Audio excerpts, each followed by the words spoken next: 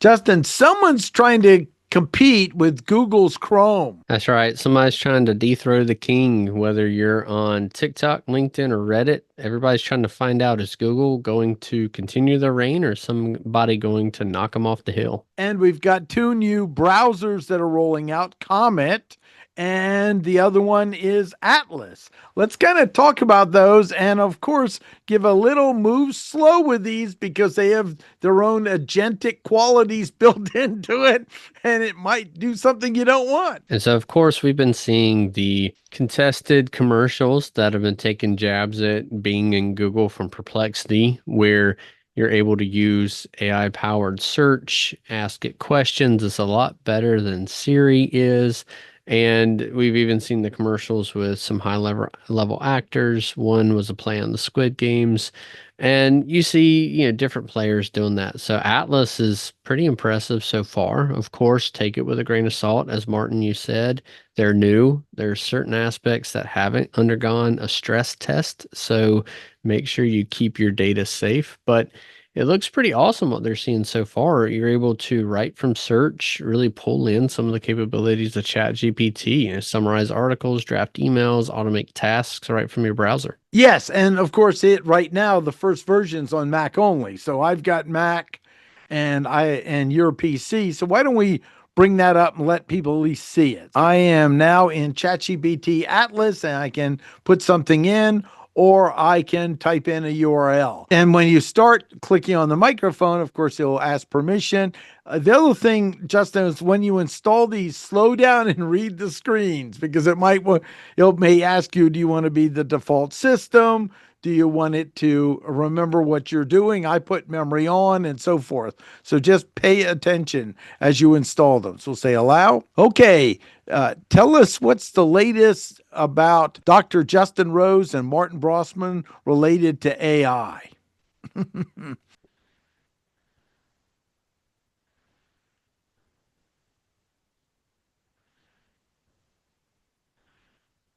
Okay, we got some information on that. And then let's just show at the bottom here. We can click more, and we've got a lot of features if you're accustomed to working with ChatGPT that looks similar as well, but also it has something at the top where we have home, then we have search right here. So we're seeing search information, then we have images, then we have videos. It's pulling up images. Okay, that's good. That's me and us. And then YouTube content. And then one more, news, in the news. We haven't done a lot of press releases that would be out there. We're more in the main search criteria world. Now, Martin, I did see something. If you want to go back to the search, was the second icon there that did impress me.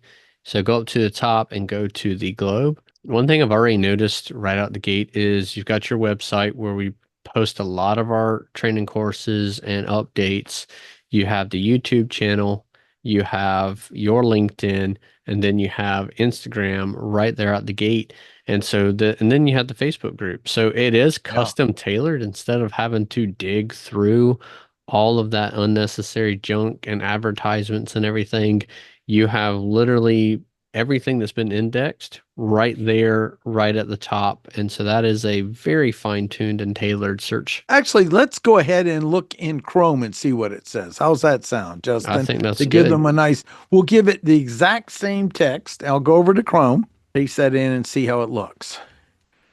So of course it wants to invite us to use its AI mode. It also has some questions, some data. It's not really pre-organizing it like the other did. Right. It's there. It's a little jumbled around. It has some questions. What's the 30% rule? I'm sure that's in there somewhere, but you're still having to an extent kind of look through. It's not as neat and organized as Atlas had it. Now let's take the exact same question and go over to Comet. Now we're in Comet. I pasted in the same question. Let's see how it looks.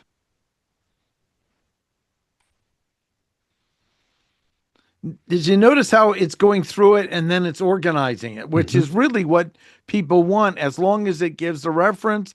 Love that we have the little links. There's the press release we put out. No, I am going to say I do like personally how Perplexity is organizing it.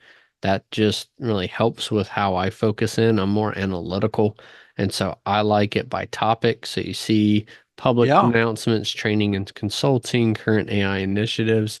It has the links, it has the image to sources up top. Me, something just feels right when I look at that way. I'd say Atlas is a close second to that, with Google being in the third. Yep. And then we click images. And okay, it's pulling something in, but not as Mm-hmm. much. That I think's from one of my LinkedIn article, and then sources where we can go through that's looking Right. a little bit more like Google. Mm-hmm. Now the images, I'm definitely going to say Atlas had the better organization there. And then you have the ability to interface with agents. We go into that quite a bit in our training, but our advice is move cautiously with this. Do real simple tasks. Don't have it go in and look up your bank account or enter things that you wouldn't want to pass over.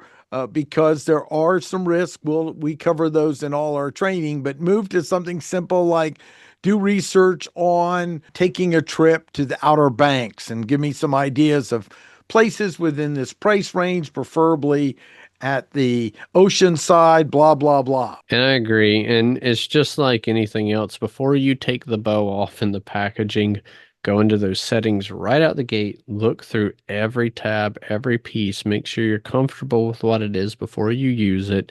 And again, your bank website is your bank website.